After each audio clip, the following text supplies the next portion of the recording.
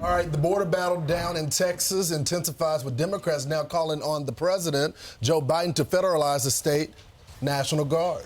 But Governor Greg Abbott is not backing down, saying Texas has the right to defend itself against the migrant invasion. And they're using the Constitution as a weapon. Lucas Tomlinson is live in Washington with the details. All right, Lucas, unwind this. All right. Well, good morning, my friends. The Texas border standoff continues. Both Governor Greg Abbott and the White House are refusing to back down. Now GOP reinforcements are pouring in. Abbott receiving the support of many of his fellow Republican governors, such as Florida Governor Ron DeSantis, Virginia Governor Glenn Youngkin, South Dakota Governor Kristi Noem, also the governors from Oklahoma, Montana, Georgia, and Utah. Now, some on the left want President Biden to do more. Texas Congressman Joaquin Castro says Biden needs to take control of the Texas National Guard right now. Other Democrats rushing his defense are Congressman Greg Casar and former Congressman and former gubernatorial candidate in Texas, Beto O'Rourke, and invoking the father of the Constitution, James Madison, as Steve said off the top, and Alexander Hamilton. By the way, it's outrageous there's not a statue of him in St. Croix, but I digress. Texas Governor Greg Abbott responding with a scathing statement accusing Biden being a lawless president, saying, quote, "The executive branch of the United States has a constitutional duty to enforce federal laws protecting states, including immigration laws on the books right now. President Biden has refused to enforce those laws and has even violated them. The result is that he has smashed records for illegal immigration." And this comes, of course, as the border bill in the Senate is in danger of falling apart, which allows thousands of migrants into the country each day. It has drawn the ire of many House members, including some Republican senators as well, guys. Hey, Lucas, you know, is this the first time in modern American history where the United States government, which is in charge of keeping us safe, is being accused by a state for allowing people to come in with little to no vetting and things like that? Essentially, Texas is saying there's an invasion. And so ultimately it becomes a question for the courts of what constitutes safe, because the people of Texas say we're not safe.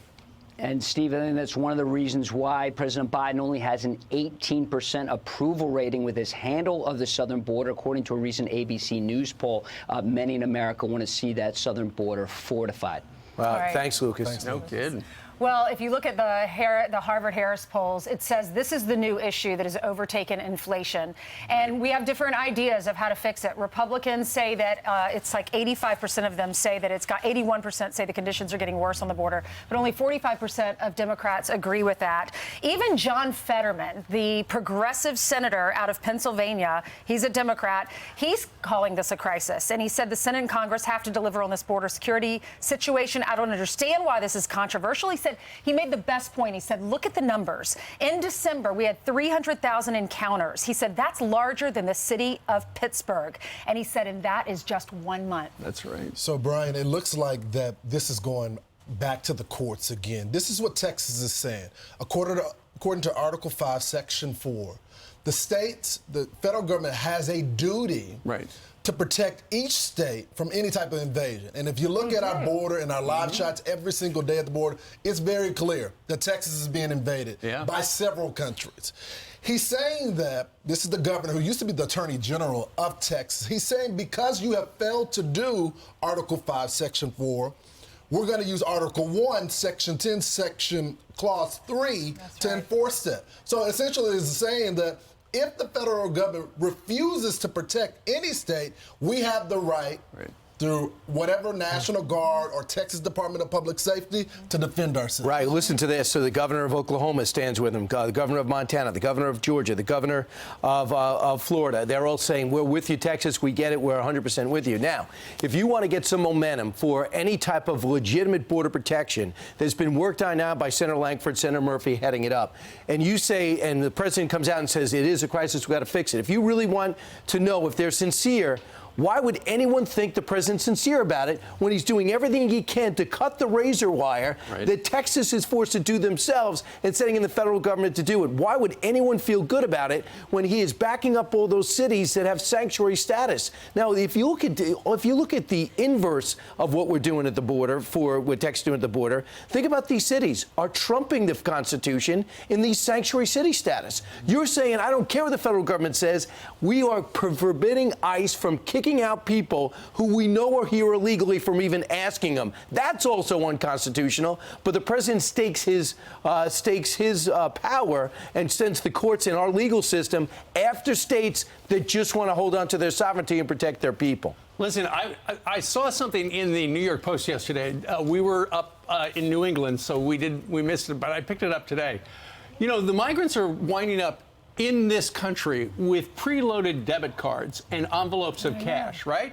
Yeah. Do you know where that money's coming from?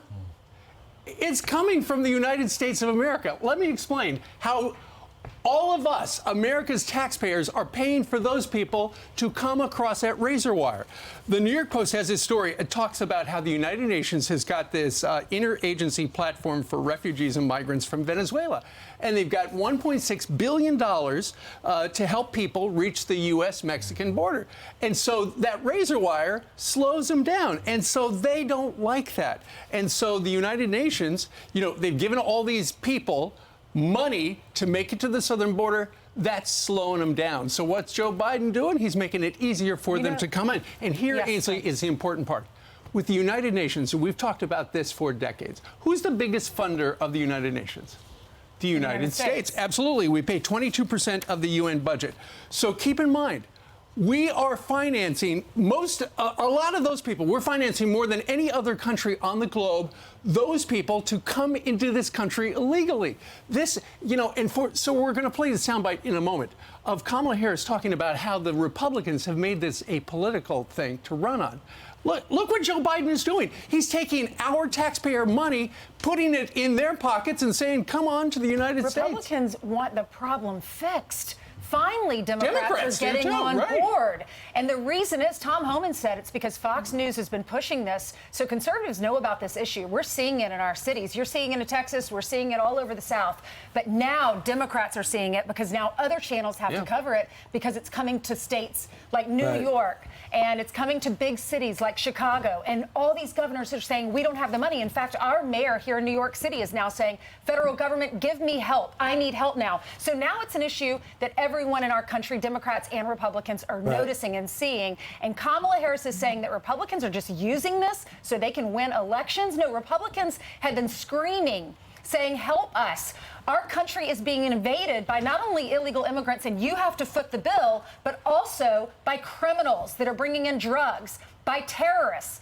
And Tom Homan said there are terrorists in our country. Listen to what our vice president is trying to say. Some people seem fixated on Joe Biden's age. But I wanted to ask you... It's because they have nothing to run on. Katie, well, immigration now they're running on too. Which they could actually participate in fixing. Right.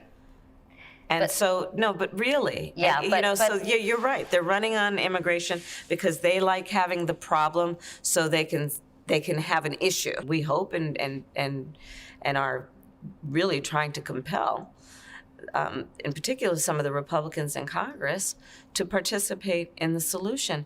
But sadly, we want to fix it. They want to run on it.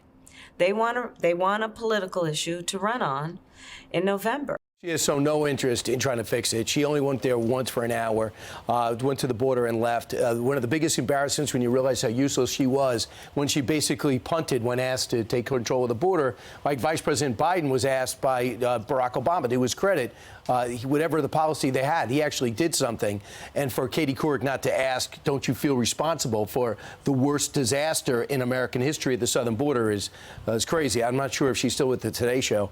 But the other thing with Kamala Harris is almost everything that Kamala Harris and Joe Biden can do right now could affect the border and help their political fortunes. Just reverse the amnesty problem, reverse the parole, do the remain in Mexico. You don't need Congress for that at all. You don't need any more money for that at all. You could get additional money to adjudicate quickly for people, but if you change the questions that they're asked at the border, you can no longer come in here and say, I'm being threatened in my country, then that's enough to stay. Now you say it doesn't matter. Go to another section of your country. If you don't have proof you've being pursued, you can't stay. That would do something. I'm just baffled by the headline. The Republicans have nothing to run on. I mean, immigration is just number one on top of the list. You got inflation, you got national security, you got what happened in Afghanistan. I mean, we can just keep going over and over. And the fact that you have a reporter right there that is supposed to be representing the American people and our interests on a day-to-day basis, not push back and say, what about these issues? I think is stunning. Well, you know what? When the Joe Biden team